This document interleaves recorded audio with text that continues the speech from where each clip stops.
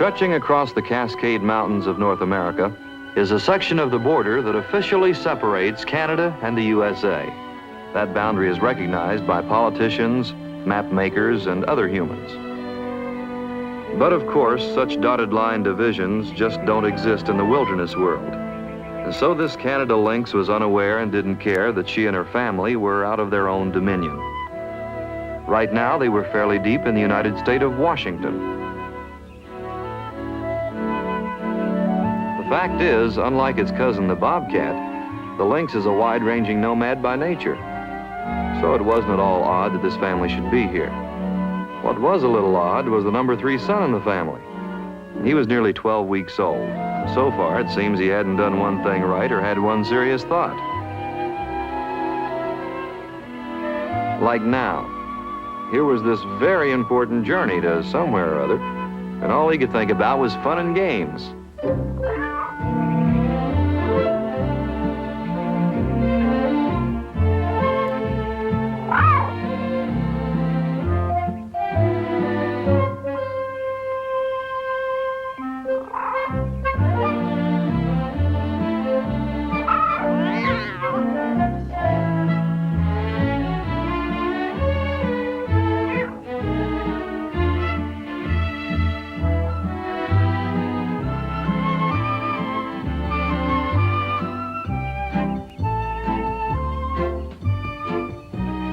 The mother lynx actually did have a purpose in making this particular trek. On the lower slopes here, the summer tourist season was getting underway. So she decided to take her little family up to the relative isolation of the high country. It was a good move, and up to a point was going well, at least as far as young'uns 1 and 2 were concerned. But as usual, number 3 was something else. It was right here that he made that wrong left turn on the highway of life.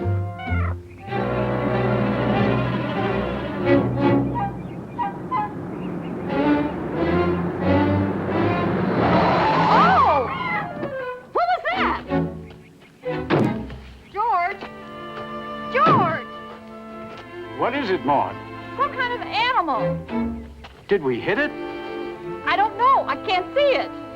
I can't either.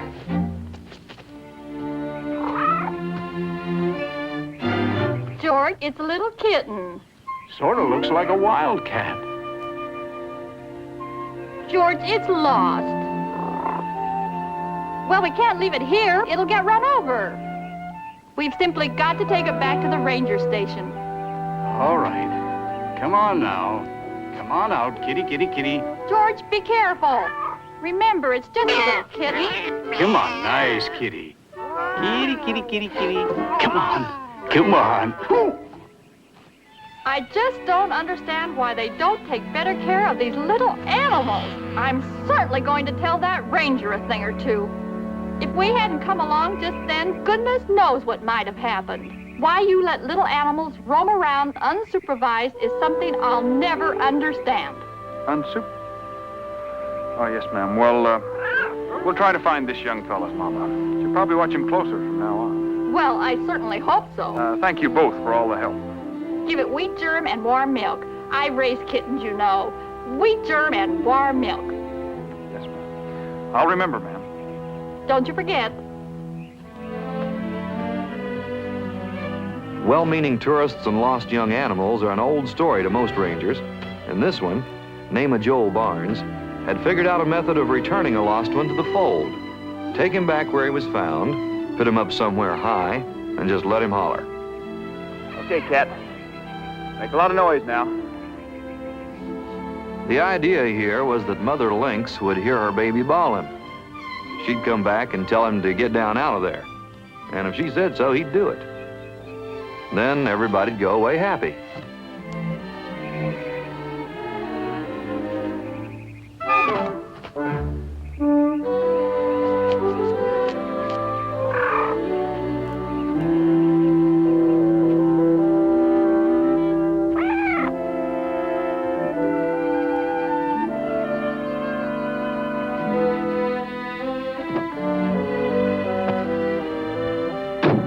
Joel's system usually worked, but just to make sure, he'd take time to wait around and keep an eye on the helpless youngster.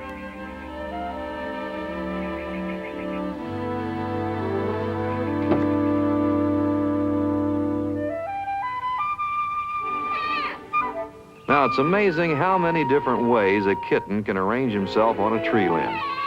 You have to see it to believe it.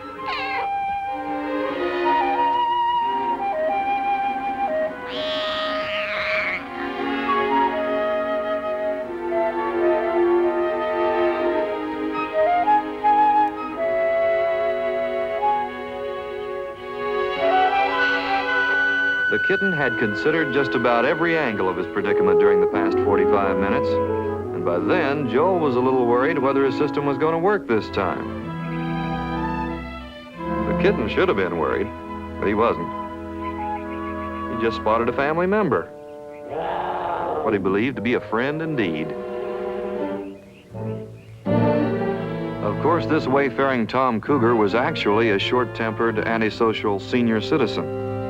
Being fellow members of the cat family was all he and that little lynx had in common. In fact, this old boy had no use for kitten cousins or any other kind. Except maybe to have one for dinner.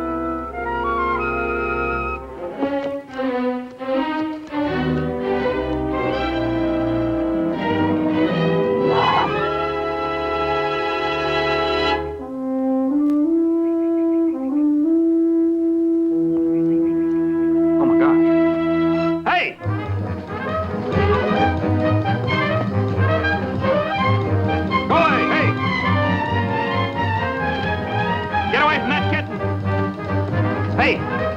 Get out of there! Hey, beat it! Get out of there! Get out there, you! Beat it! Go on! Keep going!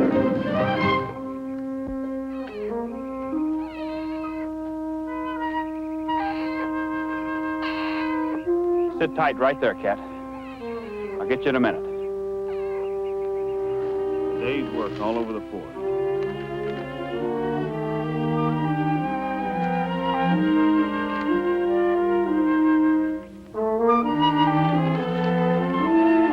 The little cat just didn't want to get got by that guy. What he did want was to get down and catch up with that friendly member of his family.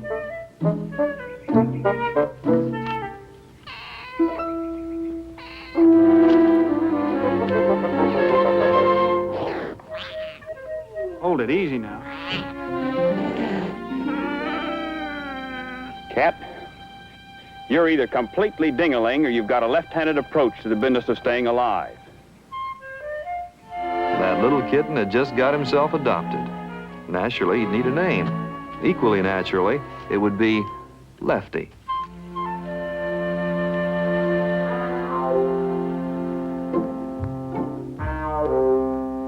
Joel's Irish setter, Brandy, had long been canine boss lady around the ranger station, and the house was her place of relaxation. But all that ended when Joel brought Lefty here to live.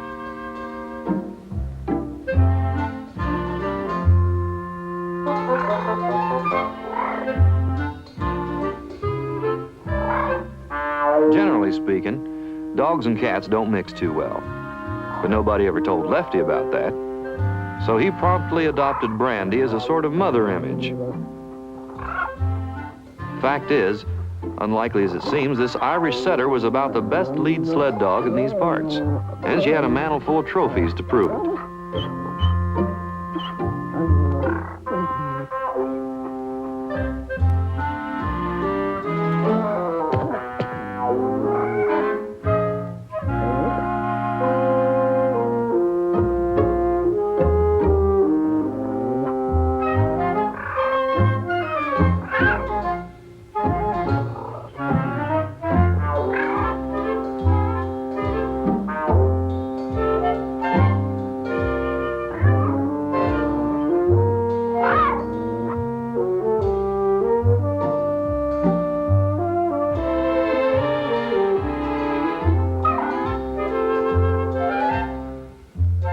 If she wanted to sit there alone like a queen on a throne, it was all right with Lefty, just as long as she was within sight. Meanwhile, he'd keep busy. Some way.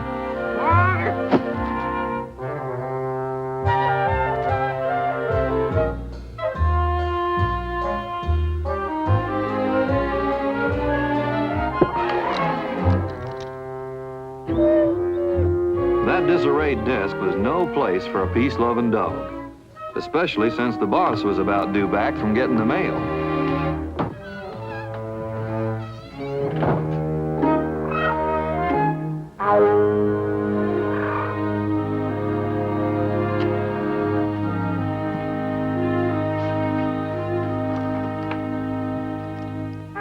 Randy, get out of that chair. You know better than that.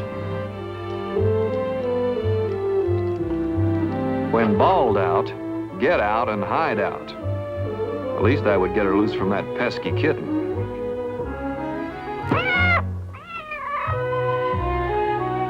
That pesky kitten had another idea. He wasn't about to lose his newfound foster mother. But he took a left instead of a right, and that's how Lefty's little game of follow the leader got sidetracked by the rest of the team. Now, there wasn't one cat fancier in the kennel full, but this looked like a whole passel of playmates. Well, Lefty was about to find out that these huskies played strictly for keeps.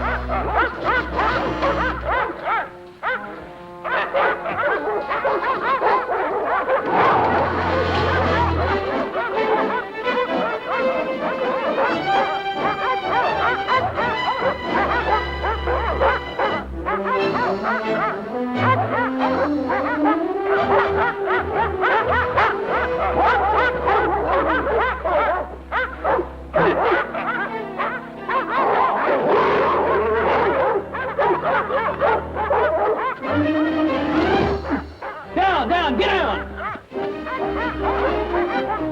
Cut it out now. Calm down now. Take it easy. Come here, boy. Take it easy. Tight. Will you cut it out? Hold still. Holy, come here. Since it was against regulations for rangers to keep wild animals around the station, obviously Joel wasn't observing regulations. But regulations was observing Joel.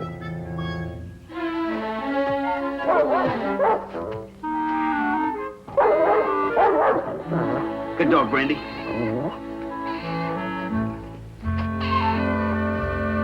Hope you got 9 lives, Lefty, because you're going to need them.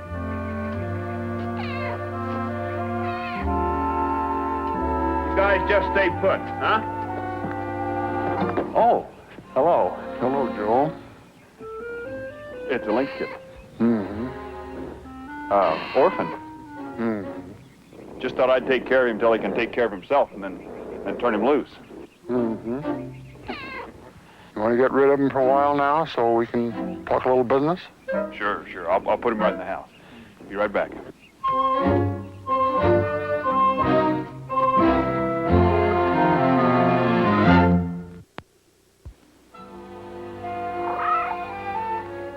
Less than a week around the station, and Lefty had come to view the place as his personal playground. Today's recreation began with a little game of hide and seek. Lefty had already set up a few favorite hiding places, and there was plenty of time to lay down some tangled trails and a few false leads.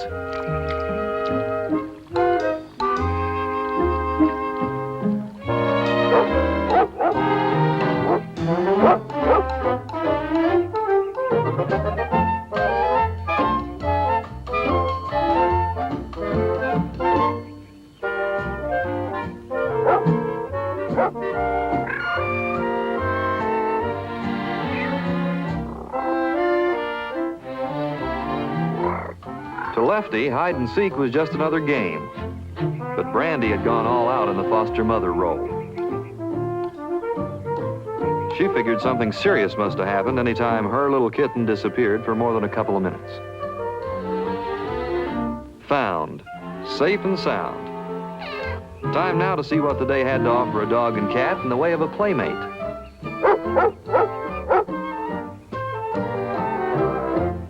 Well, it had an elk calf to offer, that's what.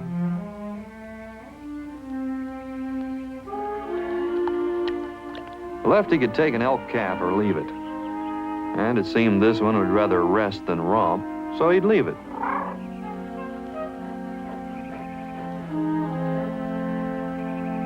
The calf didn't feel that way at all. He was just a little slow getting started.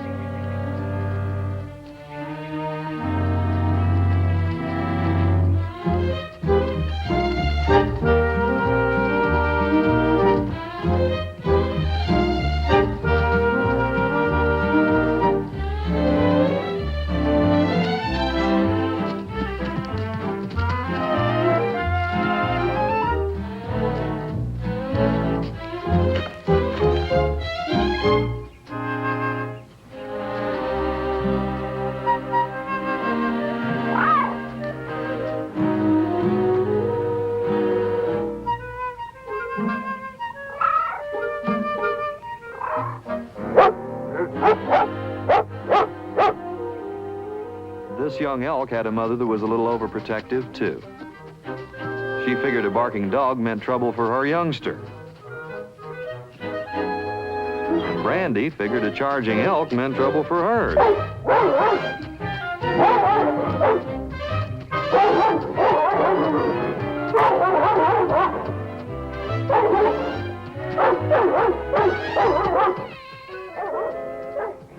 Big Daddy here only dropped by to see if all that noise was necessary.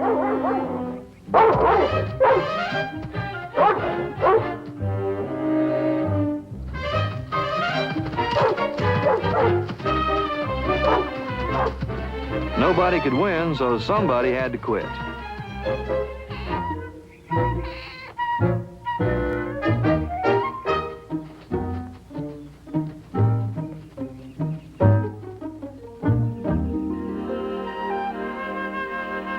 So the summer passed, and in the natural course of things, so did Lefty's kittenhood. But even at a full-grown 40 pounds, he was just a babe in the woods as far as being a self-sufficient lynx was concerned. Then one day in mid-autumn, Lefty saw one of the local critters in a new and different light. This time, a mouse meant more than just a playmate.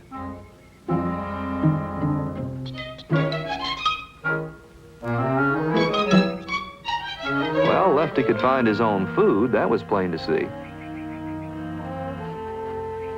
Then something else was made plain just a few minutes later. Once again, that crazy cat was going to unravel a well-knit team of sled dogs.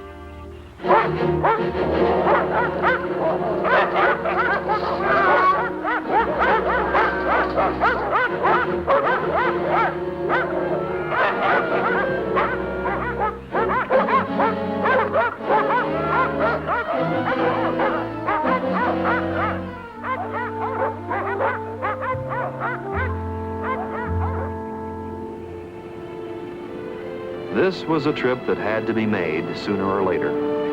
It was time for Lefty to take his place in the wilderness. Turning the cat loose wasn't a pleasant prospect for Joel, even if he had carefully figured out the best possible place to do it.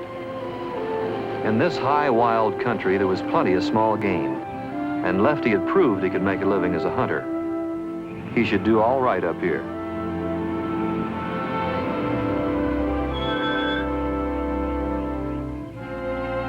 All right, Lefty. This is Lynx country, and it's all yours. Come on. All right, out. Come on, cat, move it. Okay.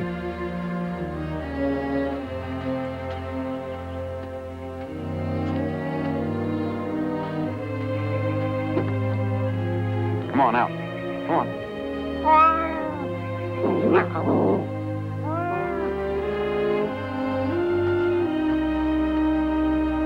Go, cat. Hey, wait a minute. Not back in the truck. Come on, Lefty, enough's enough.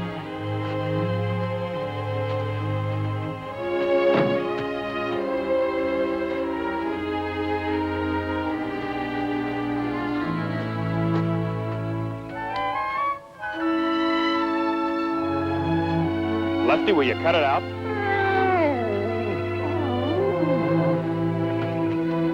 Goodbye, old boy.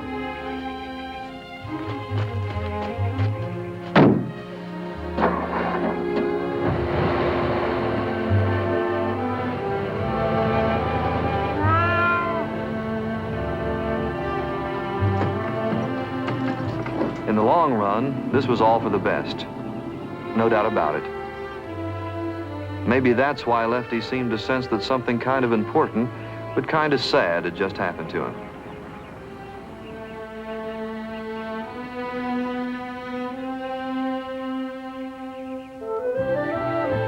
Well, he was on his own now, and Lefty set out to make the best of it. Trouble was, Lefty's best was none too good.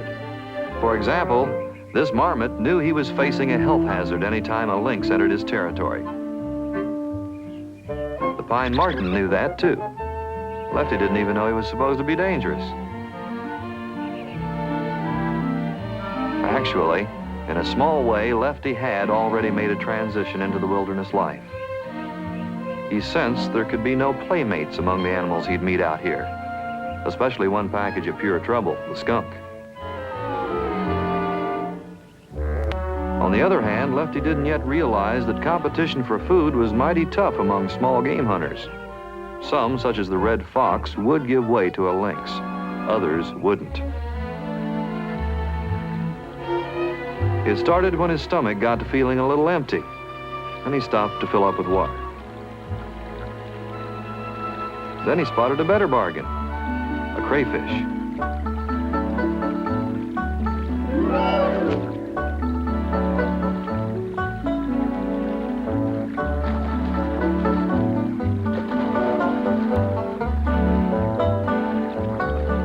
So it looked like he was all set for a shore dinner.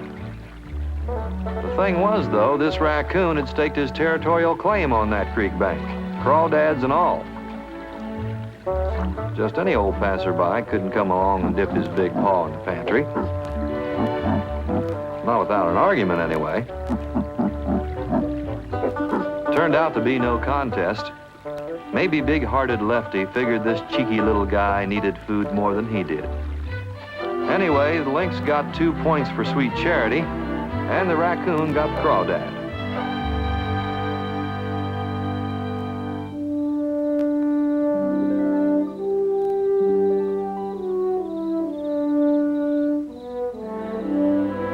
By the next morning, Lefty was hungry enough to eat a moose, but he had to settle for a mouse. Actually, he was in the middle of a meadow full of mice. He would eventually round up a square meal here, one bite at a time.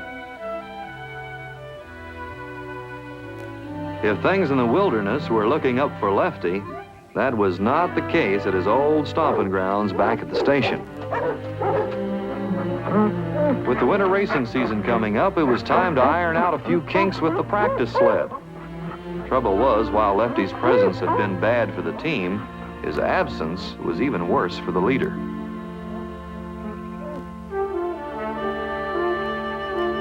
Time and again, Brandy made the rounds of Lefty's old hiding places, and her spirits dropped lower and lower as disappointment followed disappointment.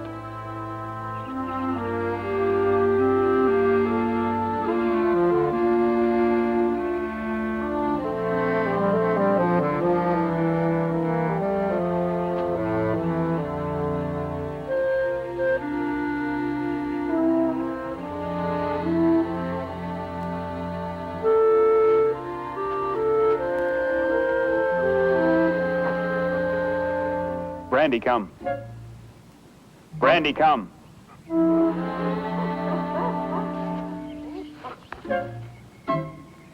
Brandy, come.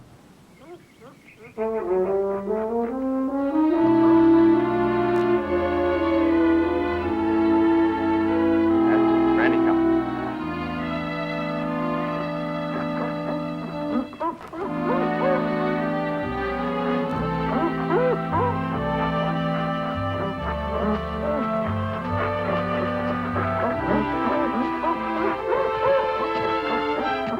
Okay, Brandy. Hike.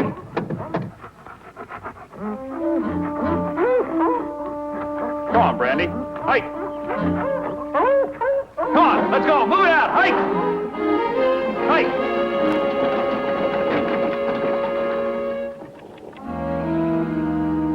Plainly, Brandy's attachment for that lynx had been a lot stronger than Joel figured.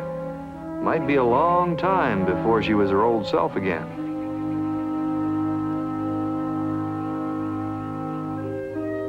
After just about a week in the wilderness, Lefty was all fed up with mice and feeling overdue for a change of diet. Today, he decided to raise his sights, go for the big game, a ground squirrel.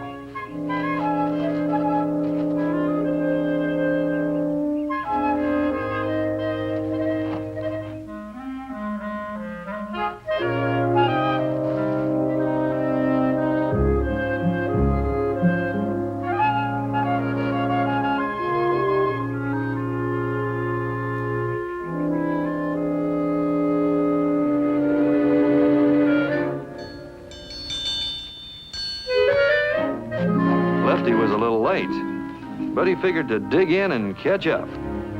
He might have done it too, except that one mean, overgrown, and grouchy grizzly was boss bear in this territory, and he claimed all the food by right of might and a great big mouth.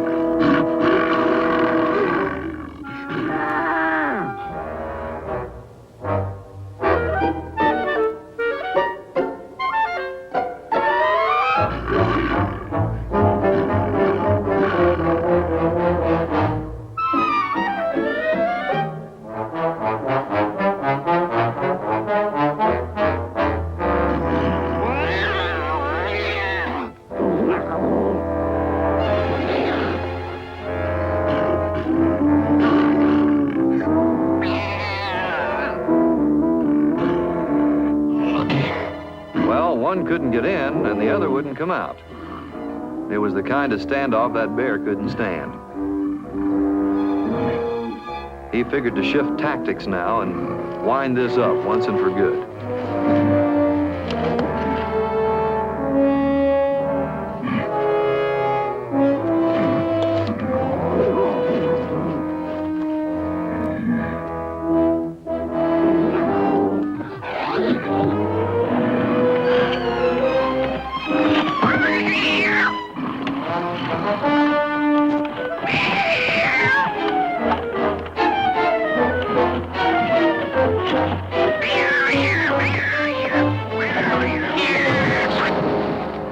This boss bear owed all his success to the fact that once he started something, he stayed with it.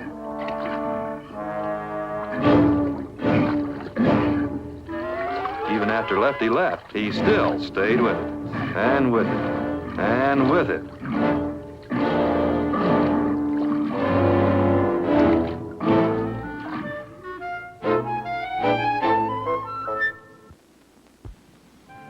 Naturally, Lefty went right back on the low-risk diet.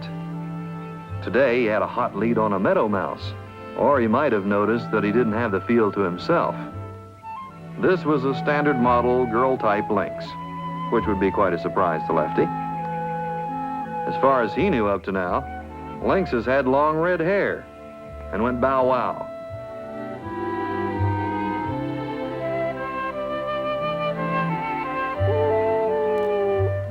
But today, he got another kind of call.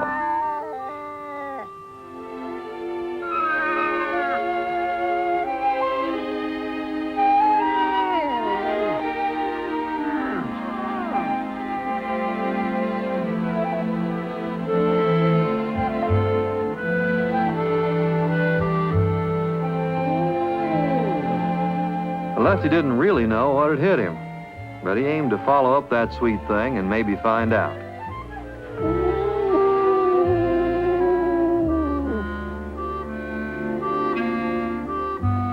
Well, that sweet thing had a follow-up of her own.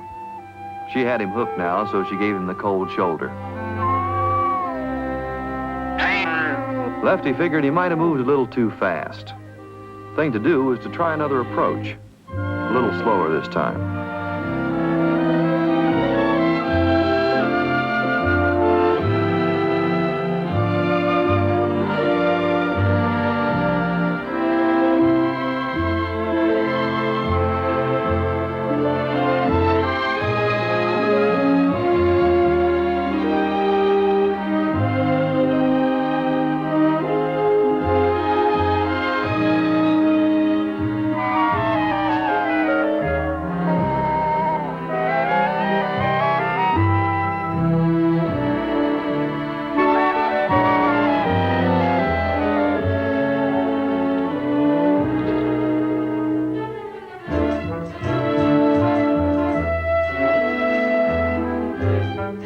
Now, these youngsters weren't old enough to be mates, but they were about right to be playmates.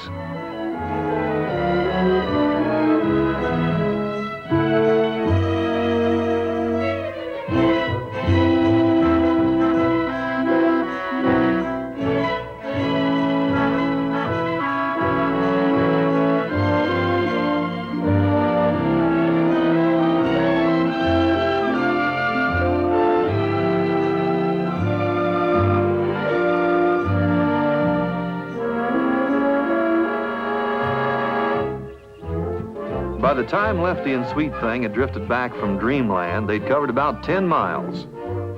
That was enough to give two youngsters two full-grown appetites. Right now, Lefty was willing to hang back and let the lady lead on to lunch.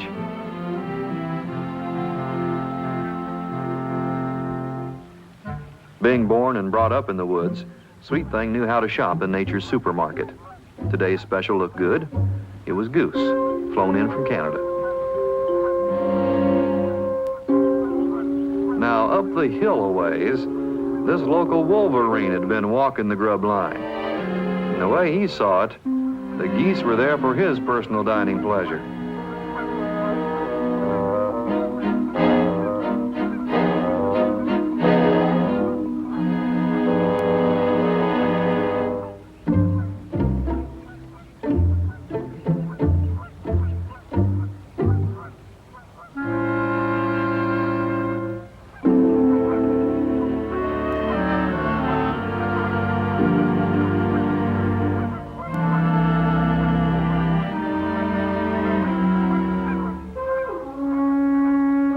To a pair of amateur's eyes, it looked like the flock was leaving. That was too much for Lefty.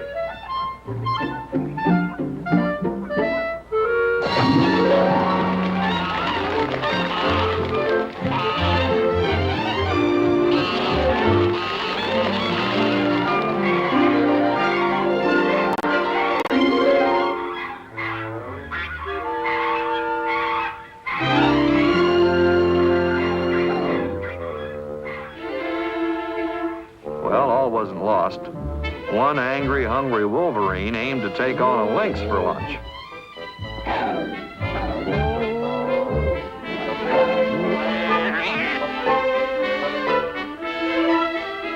Sweet Thing knew about wolverines. She was heading for the nearest faraway place. And that left Lefty.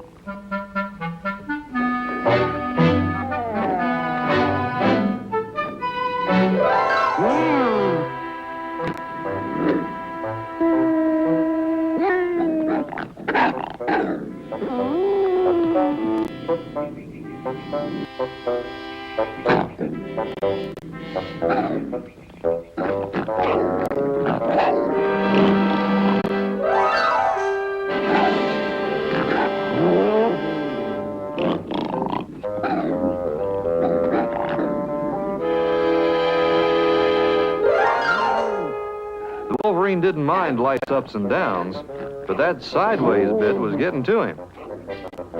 It was getting to Lefty, too.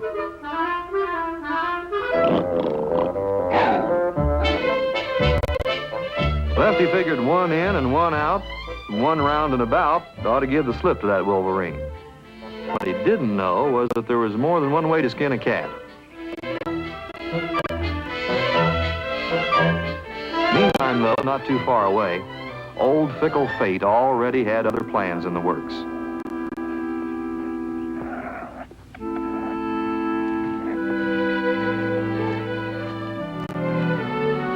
Well, Randy, looks like another one.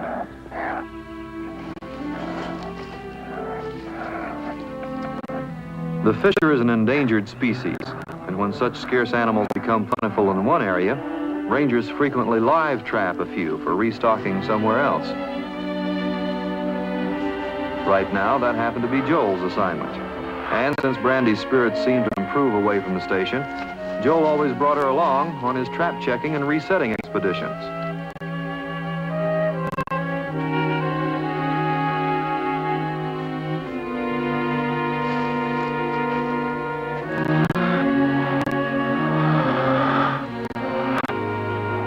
So all the circumstances were in proper order now, just like a line of dominoes standing and waiting for some dingaling to come along and knock over the first one. Lefty had already made a mistake for a starter. He'd kept an eye out for Sweet Thing and forgotten the Wolverine. But forgetting wasn't the Wolverine's way.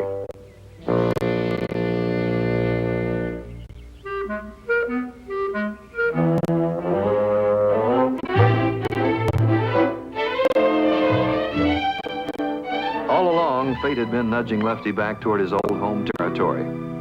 Now she arranged for him to catch the scent of food.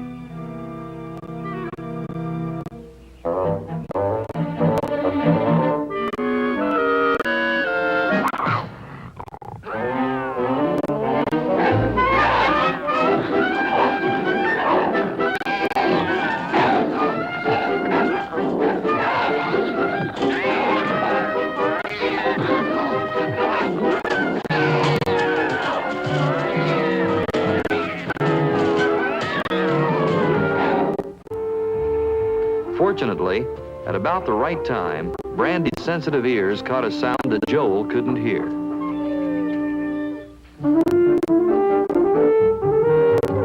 Brandy, come back here. Brandy!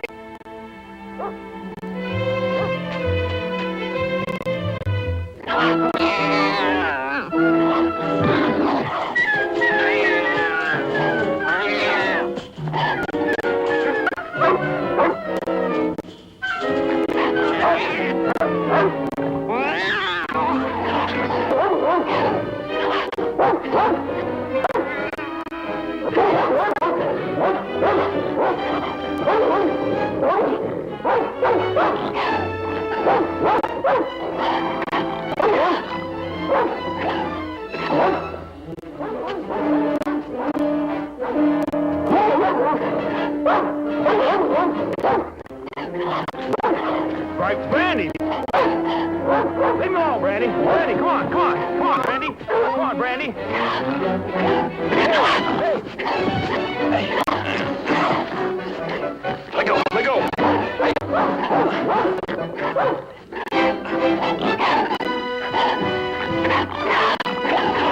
let go.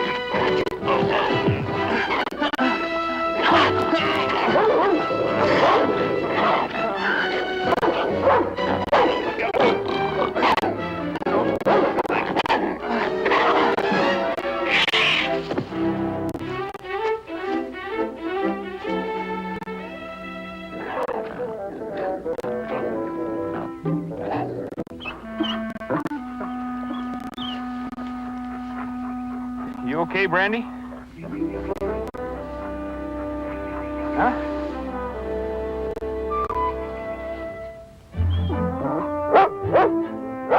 Brandy?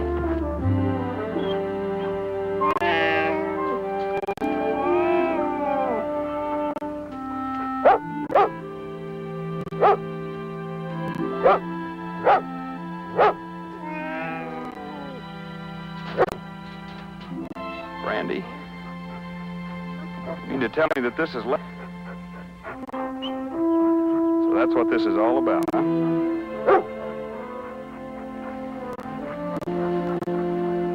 Nice going, Lefty.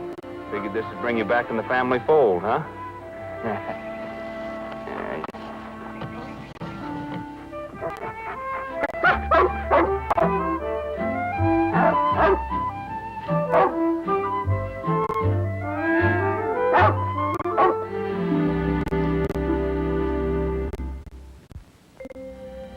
In the old familiar setting, Lefty slipped back into the domestic life just like he'd never left it. All it took was the reassuring touch of a friendly hand, the easy presence of trusted companions, and about 3 helpings of hamburger.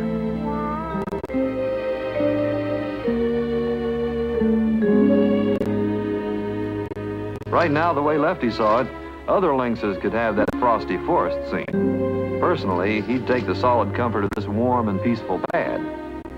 Along those lines, it was probably a good idea to get some rest tonight. Tomorrow, he had a lot of catching up to do around here. He'd start first thing in the morning.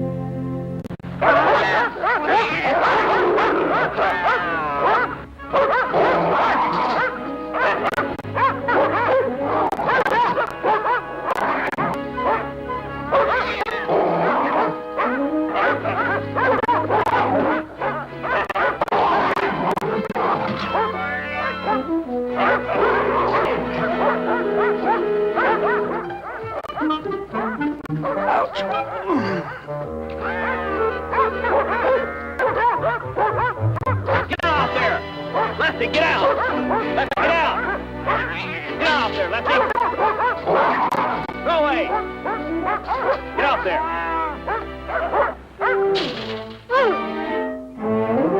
Get out of there! Get out there and stay away!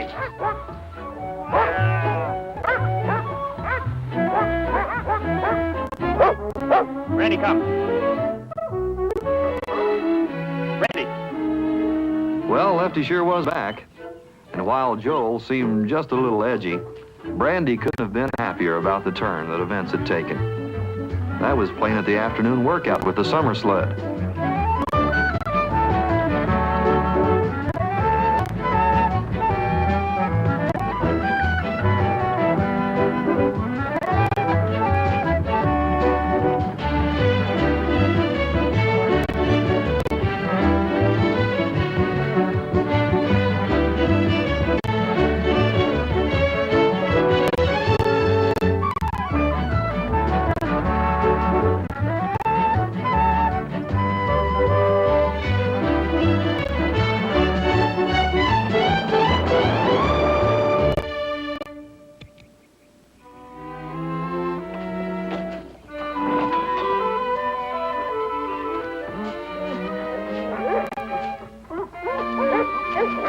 Meantime, back at the station, Lefty had made the rounds of his old fun spots. And so far, he hadn't found any fun. He was beginning to get downright bored when he heard a familiar sound. Right away, things started looking up.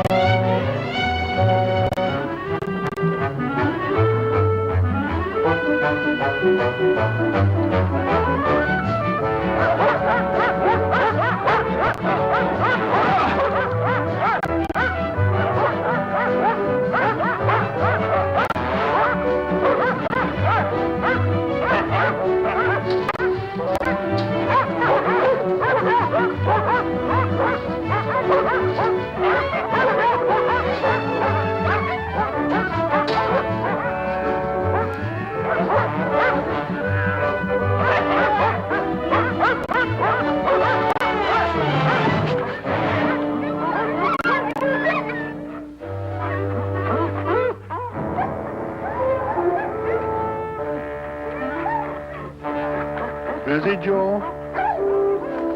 Well, it doesn't take a lot of figuring to know that what happened next was another relocation of Lefty. This time, Joel was going to haul him clear to the far side of way over yonder.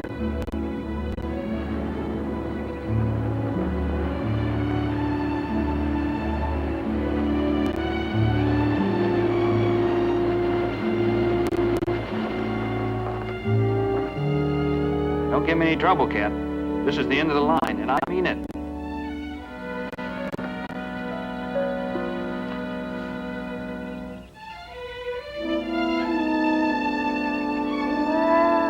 Take care of yourself, Lefty.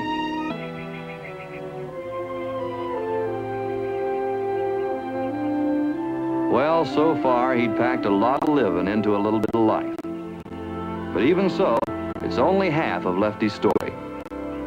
Out there was a whole wilderness full of mistakes just waiting for the right Lynx to come along and make them.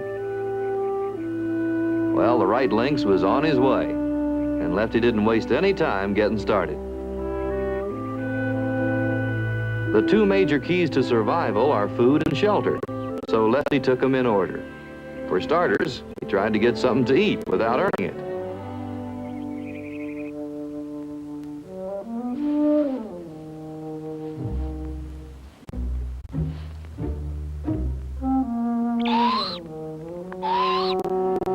Lefty was about to learn one lesson from this wise old owl. There's no welfare in the wilderness.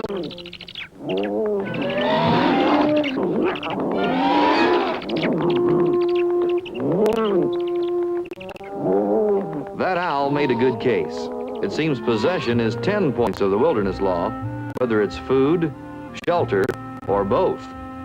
Here, for instance, at first glance, Lefty thought he'd found a den and a dinner all in one. Second glance, second thought.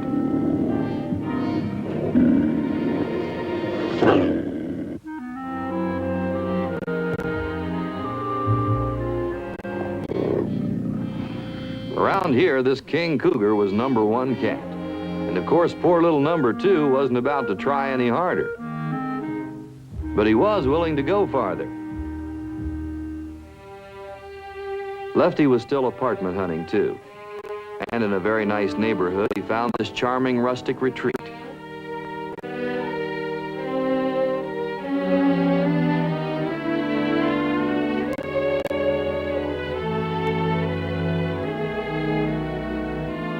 Yep, it was just about perfect, except for one drawback.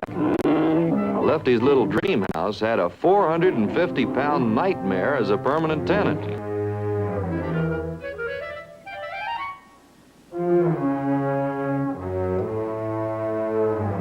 Ooh, was he big? All at once, the bear got that funny feeling like somebody was watching him. He couldn't see anything, so the old boy figured he might as well go on to sleep.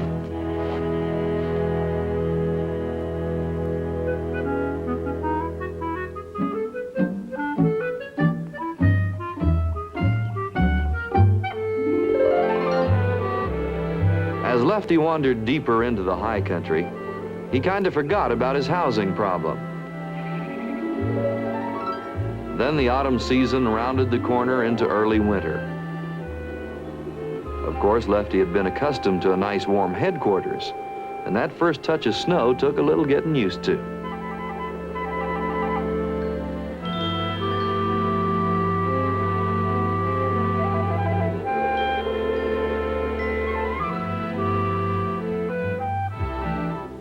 No doubt about it, he was in bad need of a den. And he finally found one, just in time to be safe and sound asleep when the first big blizzard swept down from the north.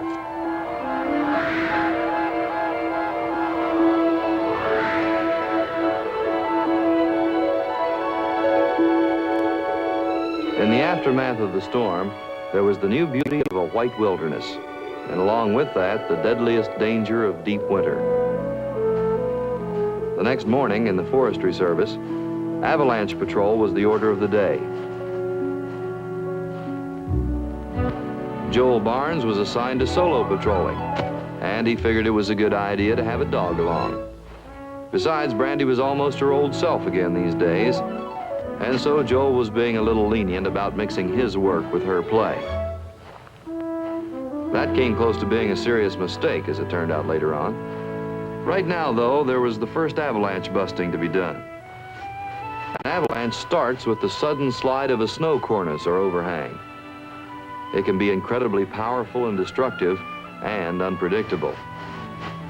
The best protection against a big avalanche is to trigger small ones under controlled conditions.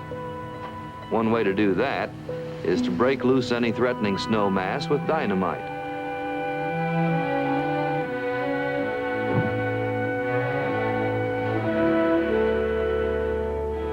This kind of avalanche busting is tricky business, so a good idea is to proceed with utmost deliberate speed. It's not the time or the place to get all tangle-footed in a pair of snowshoes.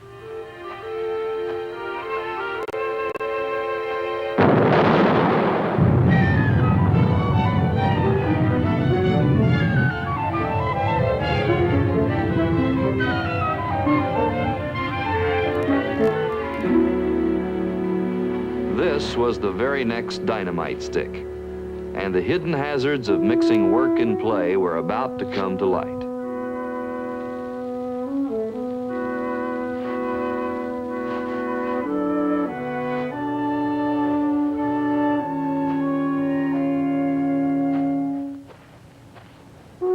Come on, Brandy.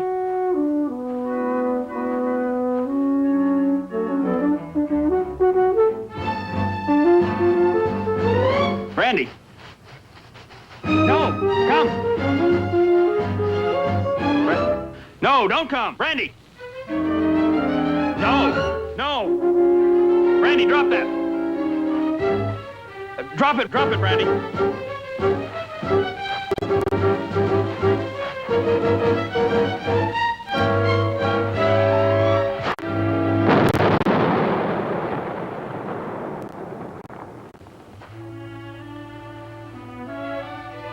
Brandy, that was close.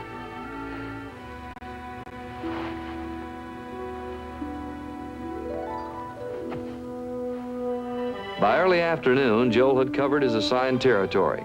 It was about time now to begin the long drive back to the station. There was going to be a delay, though, all because of a little avalanche busting, or the method called kicking them down. It's not a proved procedure, but Joel was tired and a little careless.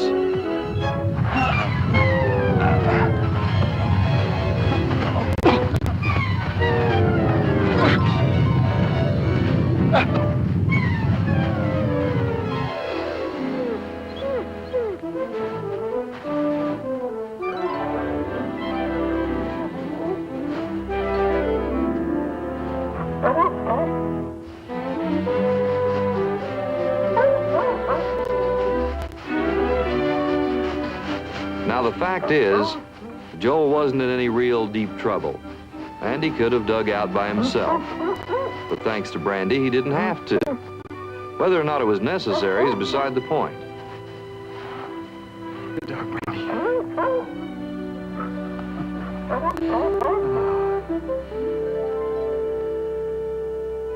One morning, a few days later, Lefty woke up hungry.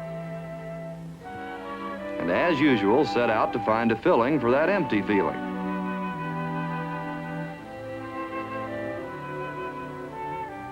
Lefty's hunting had improved a lot. Furthermore, it was a little easier now. A lynx has an advantage on snow-covered terrain. The oversized fur pads on his paws are natural snowshoes. Not many small game animals have a chance in a wintertime chase with a lynx. But it was just a little farther along that Lefty spotted the critter that could run him the closest second.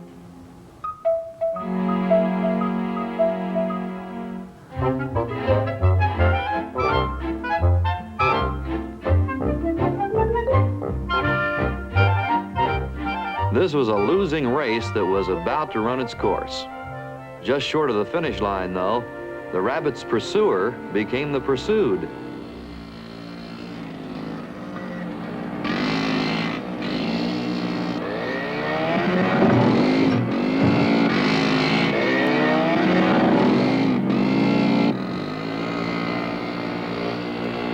Now, harassing wildlife with snowmobiles is always wrong and usually illegal. But Lefty had just crossed trails with a few of the renegades that give a good sport a bad name.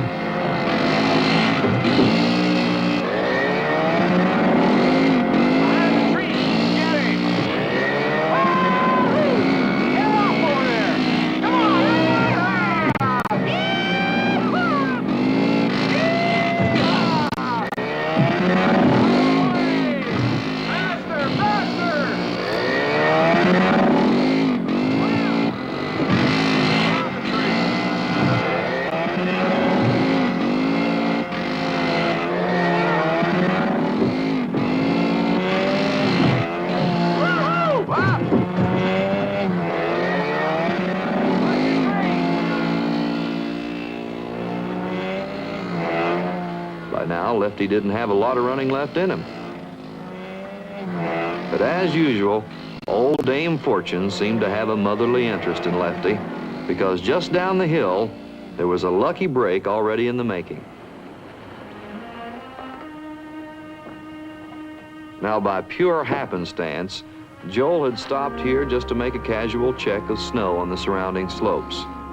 But it put him in exactly the right place at exactly the right time.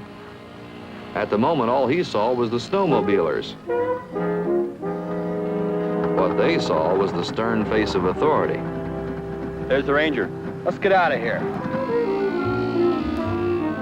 What Lefty saw was a chance to parlay a lucky break into a big reunion.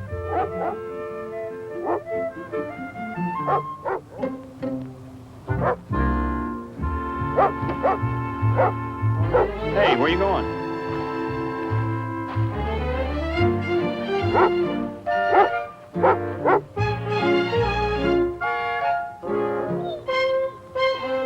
Well, I'll be Lefty.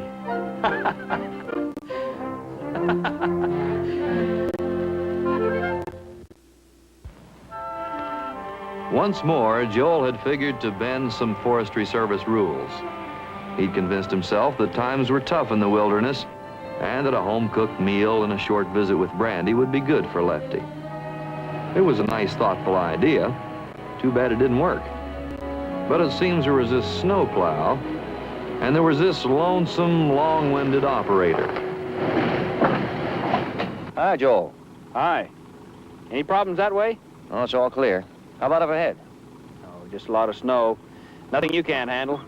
I'm glad I'm not on top of the divide. They got 12-foot drifts up there. 2 or 3 stranded cars. Even those old rotary jobs are having trouble getting through. Yes, sirree, I tell you, I'm glad we're down here in the land of sunshine. To Brandy, this looked like a good time to have a fast go at the snow and a little tussle in the tunnel. We'll see you.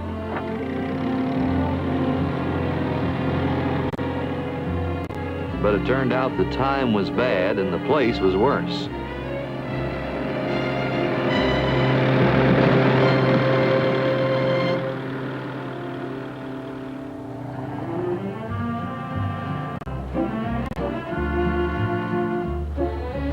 Well, the combination of freezing air and a bare neck soon got the message through to Joel.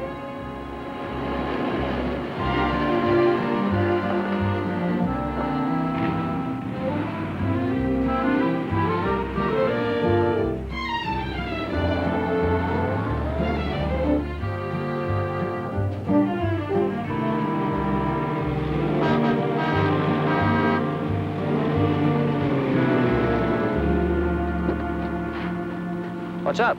Did you see my dog and the lynx along here? The what? My setter and that tame lynx. They must have slipped out while we were talking back there. Did you happen to see them? Nope. I've been watching the road, though. I could have missed them. I'll keep my eye open. Yeah, well, thanks. I'll take a look around. Oh, gone it. The snowpack over the culvert could have become a deadly seal, except for Brandy. The snow as a barrier to sound was another problem.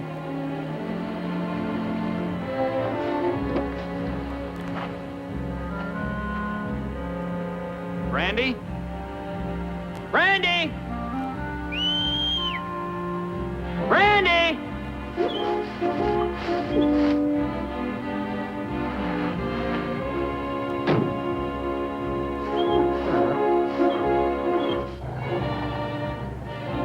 In all the rest of Joel's searching, he never again came as close as this one near miss.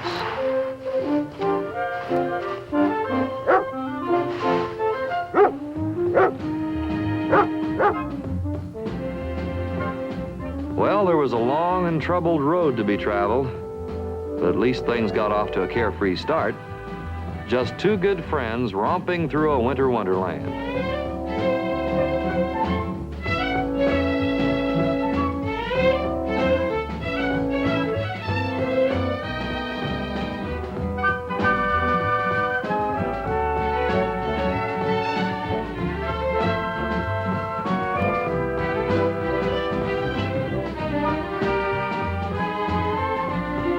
chances are that Brandy expected to eventually romp right back to the highway.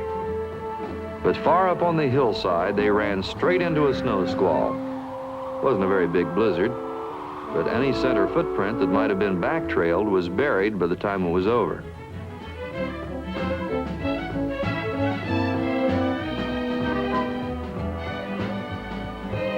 Now, Lefty wasn't exactly a veteran of wilderness living, and Brandy was a pure amateur, and so food for two could have been a big problem. Except that by accident, Brandy pointed the way to a strange interdependence.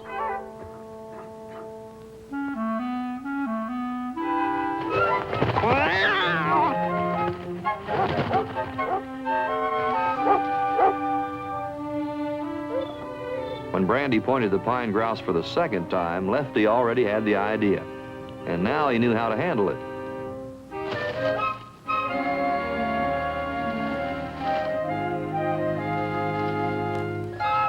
The sharing of food was something that came easily to Lefty and Brandy. They'd always done that. During the days that followed, though, there were times when Lefty got a little high-handed. But Brandy soon learned that whenever Lefty wanted to handle the hunting by himself, the game was generally the Lynx's specialty, a rabbit.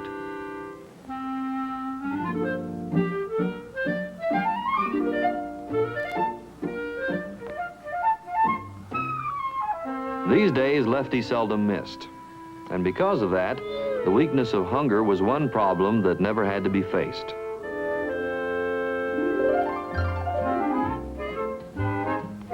Considering the long days and longer miles of this journey across the wilderness, it's too much to expect that Brandy and Lefty would escape all danger.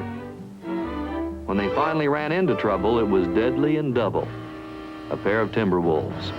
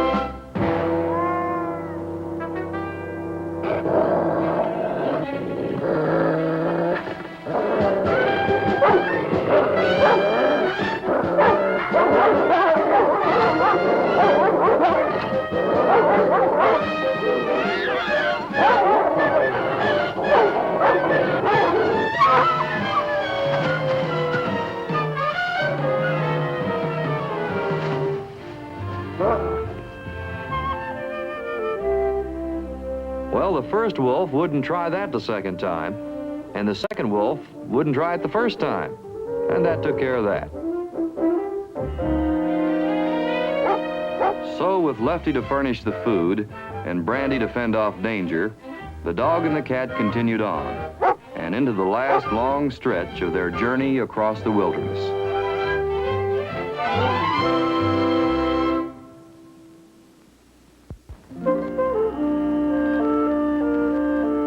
There came a day in midwinter when the two travelers moved out onto another snowy crest. And this time, in the valley below, there were the roads and buildings that meant people. And to Brandy, people meant Joel.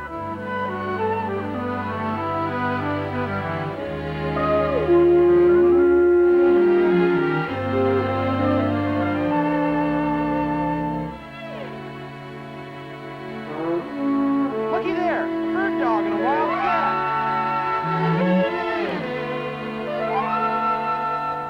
That's a lynx. Hi, dog, who's your friend?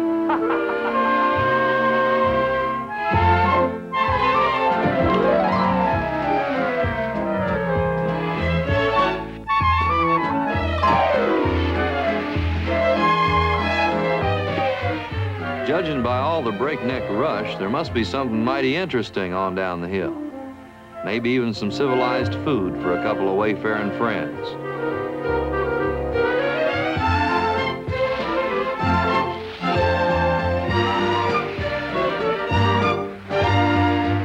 Gangway, clear the road.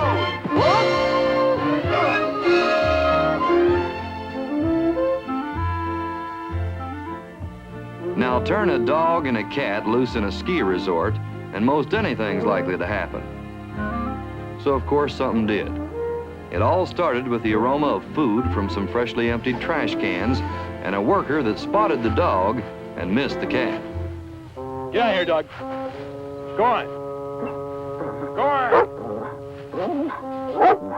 Go on. Go on. Go on. Get out of here. Go on, dog. Go on.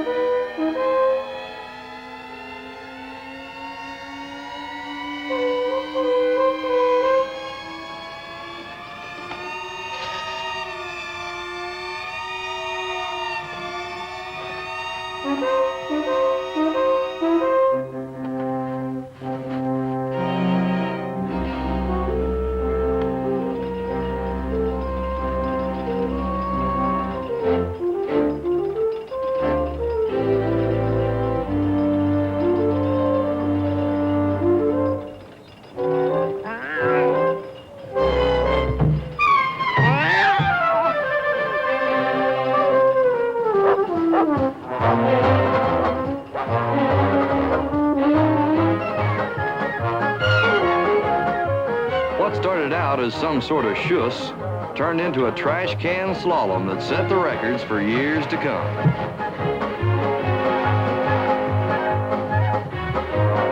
Look out! Look out!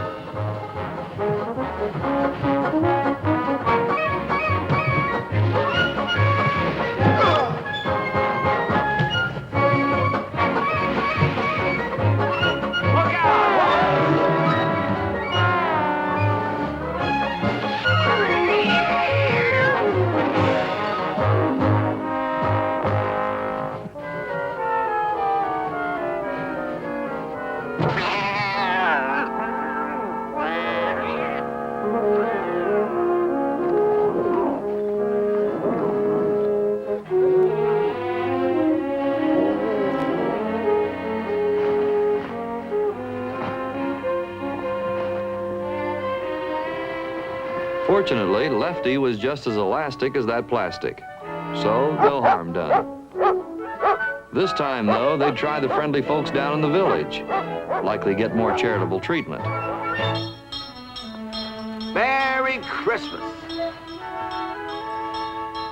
Merry Christmas. Have a nice Thank Christmas. you. Thank you. Merry Christmas.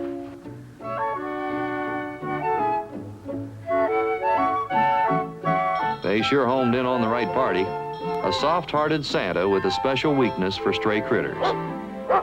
My, you're a pretty dog. Let's see who you belong to.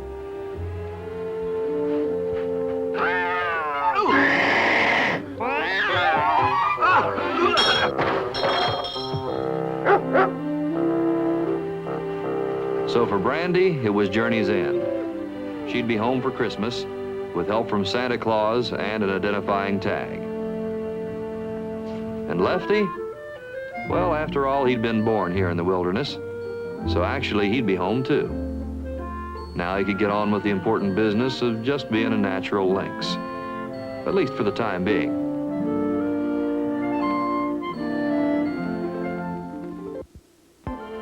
Up here in the Northwest, the snows come early and stay late.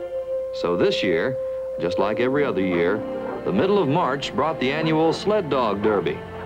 the big 3-day event that winds up the winter racing season. Come on down here.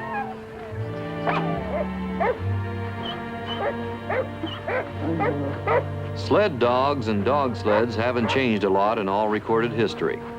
The fast Siberian Husky and the Alaskan are still popular.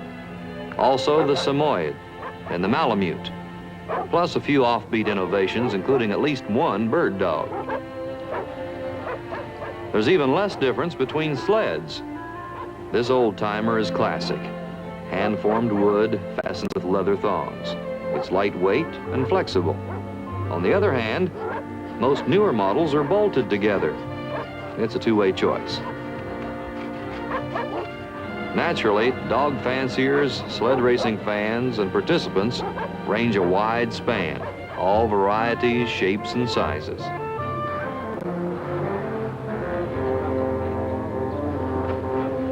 In a sled derby, the most colorful competition is likely to be between the teams of 7 or more dogs, and that event was coming up next. The course had already been laid out by snowmobile. That left only last-minute instructions for the drivers. 2, 1, time. Now, at timed intervals, the teams hit the trail for 15 miles of tough sledding. On the line. Next team. Come on. Time. Hike. Go! Come on. Move out. Go. Hit it. Hike. Watch him go. Hike. Yay. Get him, Bill.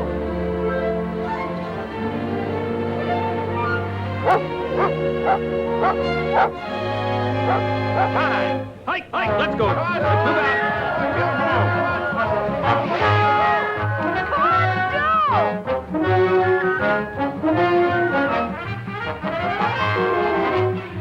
Generally speaking, a dog derby isn't a big thing money-wise, maybe a few $100s for the top team.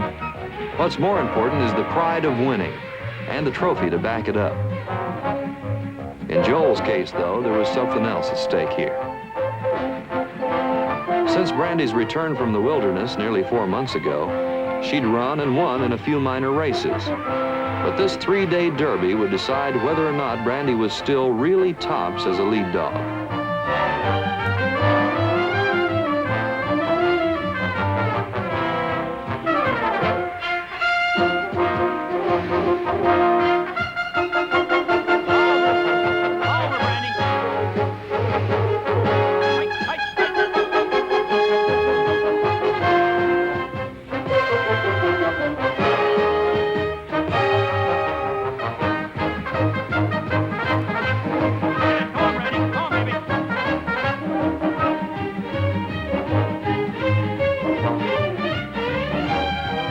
Brandy never once slowed the pace over all that 15-mile course. And then she brought Joel's team honking down the home stretch with an average of less than 4 minutes for every mile.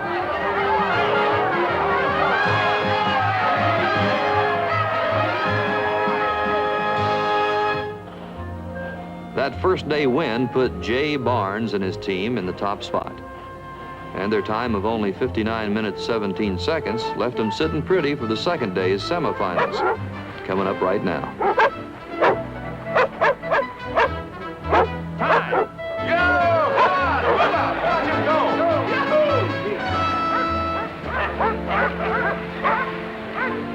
Go on, Joel. 2. Time. Go on, Joel.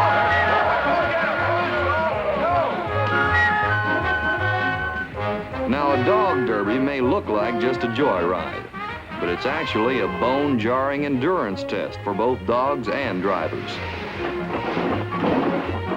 To even stay in the running, they have to work together. That would become quite a problem before this day was over.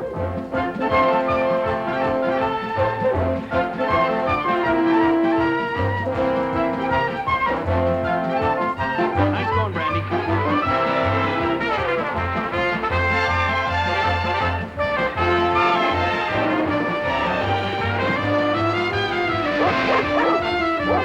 On by, hike on by.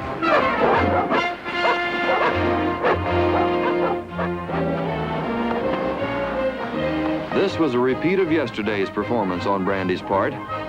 It was old Butterfinger Joel that let victory slip right out of his grasp.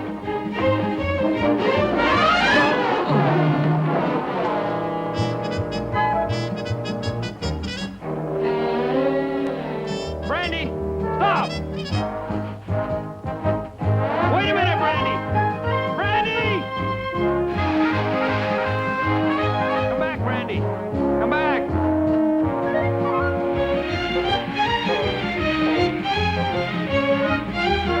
Brandy!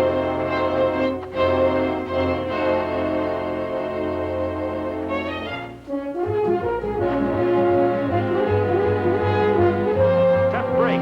Yeah.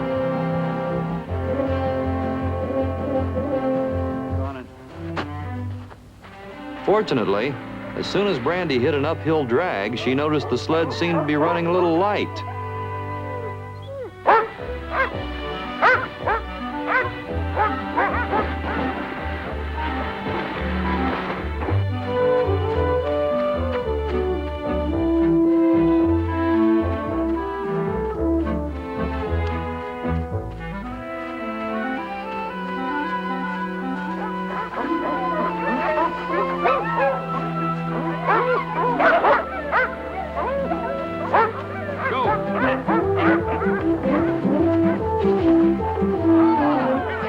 Well, one way or another, they managed to finish the race and make up a little lost time, too.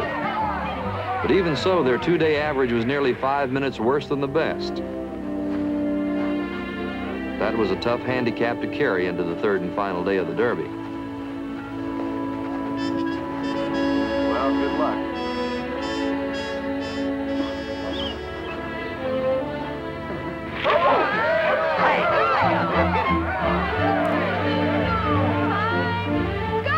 All right, ahead, George.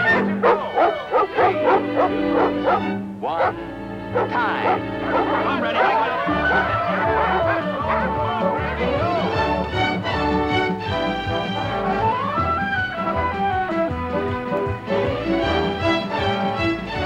Brandy had hit the trail right on and all out. Within the first few miles, Joel was picking up time and passing other teams. If he could get the lead and hold it, he could win.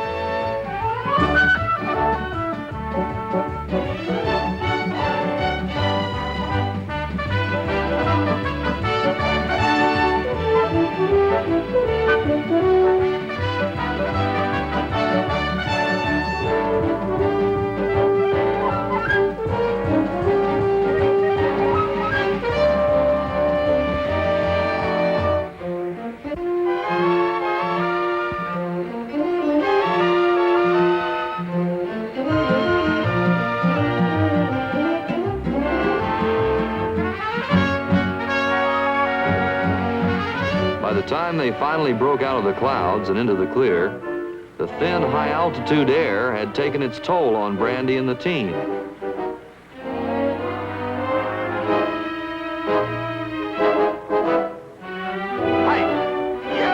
Get him, Bill! Maybe these Malamutes weren't the fastest dogs, but they'd been trained for long-distance running. And here at the three-quarter point, it looked like that was going to pay off.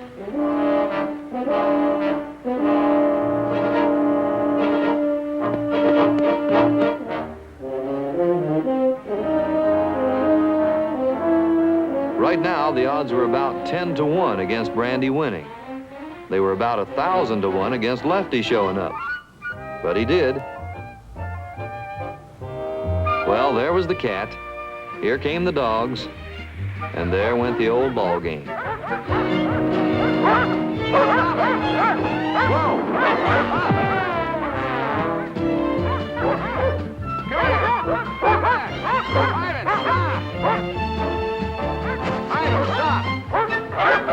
Come here, come back.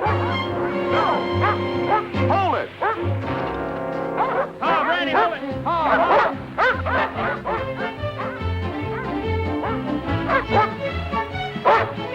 Brandy! Gee, hold it. Stop. Hey, no, Brandy, whoa! Whoa, Brandy! No!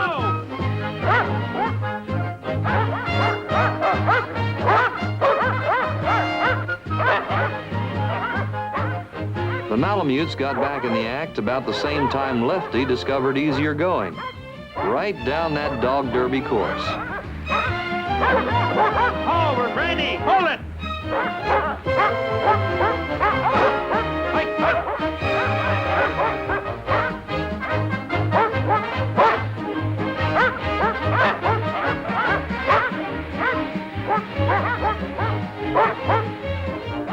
Lefty didn't know or care about that finish line. It just happened to be between him and where he wanted to go. Look, Lynx! And of course, Brandy just wanted to catch up with old friend Lefty. And all that made Joel the dog derby winner. Thanks. Thanks. Hey, look. Brandy! Naturally, Joel couldn't see winning the derby and losing the dogs, especially Brandy. If she got away with that Dingaling Lynx again, they just might pull another 7-week vanishing act.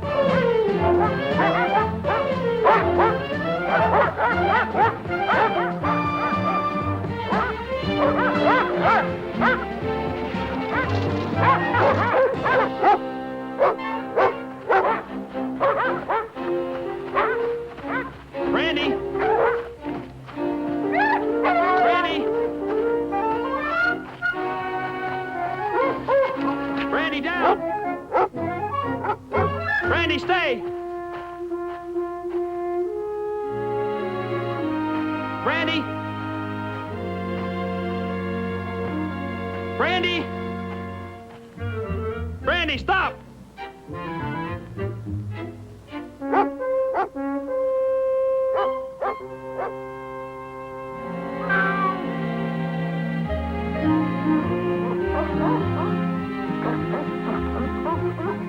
Well, this was almost like old times, but not quite.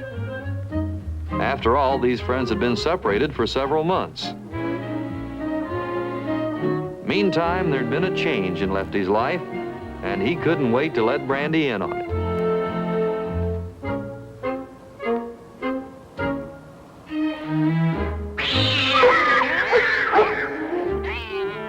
Plainly, any friend of Lefty's was not necessarily a friend of the brand new Mrs. Lefty.